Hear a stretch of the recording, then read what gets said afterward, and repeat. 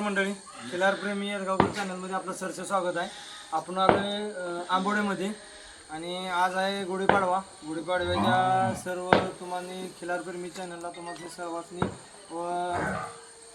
शुभेच्छा. आणि आपण आता आंबोड्यातली भरवलेली मीटिंग झालेली आहे. तर आपण हे मालक आहेत गायचे, त्यांनासने विचारूया आपला बैल तुम्ही कुठं बघितला काय आणि त्यांचं नाव विचारूया. नमस्कार काका. नमस्कार.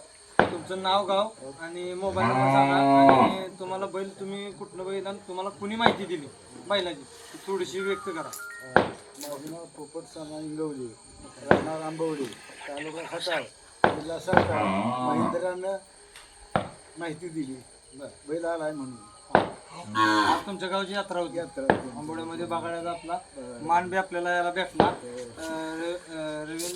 रवींद्र गाडगे यांनी आपल्याला बोलवलेलं होतं आज बघण्यासाठी.